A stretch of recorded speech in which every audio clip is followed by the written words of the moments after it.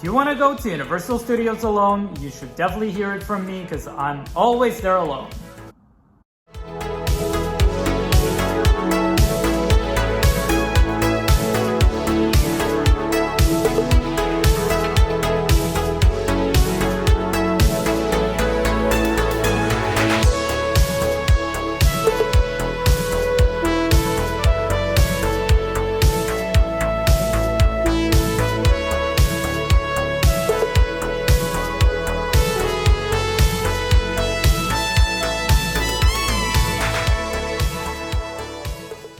Going to Universal Studios alone can be stressful. You can definitely do it alone, and you can definitely enjoy Universal Studios on your own.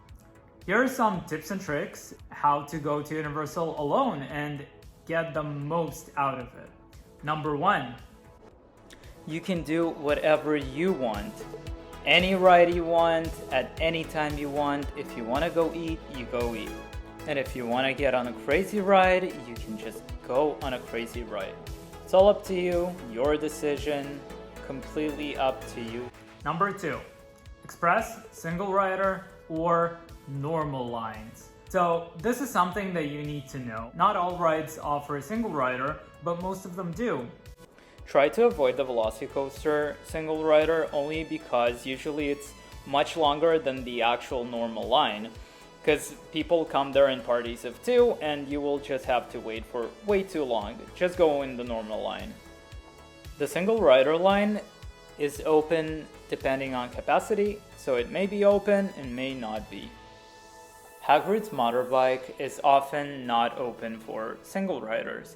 However, even if it is, usually it's much longer than the actual normal line, so that's also something to consider. Every other ride that offers a single rider line is most definitely going to be faster than the normal line. Rarely that is not the case, but most of the time it is, and you should definitely go on it. Express Pass is going to be faster than the single rider and than the normal queue, for sure. That said, Express Pass is faster, but single rider is extremely fast too. You should definitely go as a single rider in every other attraction.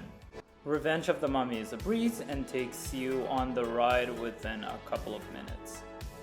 Escape from Gringotts can sometimes be a 60-minute wait in the normal line, but usually like a 5-minute wait, or maybe not even, for single riders.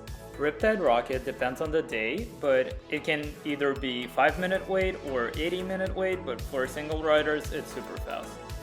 The Hulk generally has a low waiting time, but going into the single rider line is much better. That's about it, and really just avoid Velocicoaster and Hagrid's single rider. One thing to notice though, if a ride breaks down, you can stay in the waiting line for that ride until they kick you out. Once you get kicked out, you get a free express pass. If you go on the normal attractions, and by normal I mean everything that is not Velocicoaster or Hagrid's, you get a yellow express pass. This is the yellow express pass, so it's usually valid for 3 months. This pass lets you use the express line at every attraction other than Velocicoaster and Hagrid's. Now, if you waited at Velocicoaster or Hagrid's and it breaks down and they turn you away, you get the same express pass, only a ruby pass. So that ruby pass lets you go on Velocicoaster and Hagrid's. This is a single use only, so you can just use this once and then they take it away from you. Now, that was actually number 3. Number 4, why should you avoid the single rider line? This specifically refers to Harry Potter rides.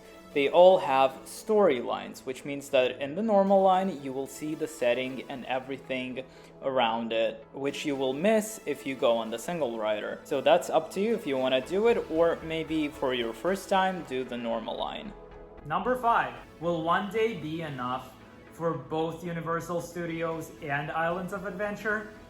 The answer is yes and no. It depends what you want to do and where you want to go. You can basically do all of the rides in one day. That is possible if you just go from one ride to another and you don't really take a break.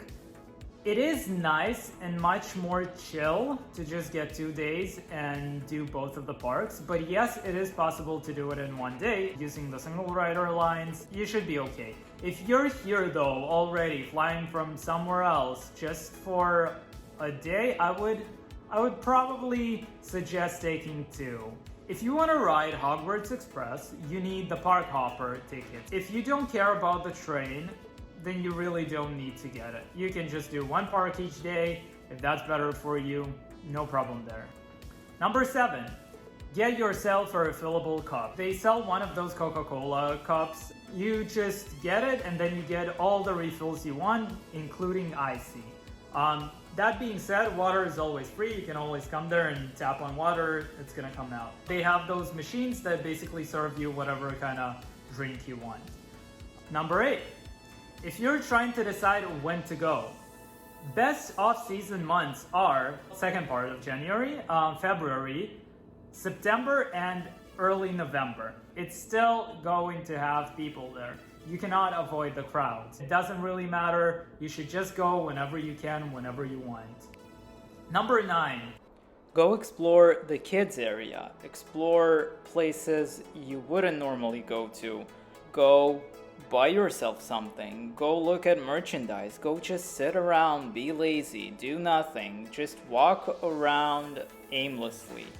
You can have so much fun. There's so much to explore. Number 10, and basically the last one, going alone, worried, still have some unanswered questions, you can drop a comment down below, ask me anything. I will try to reply.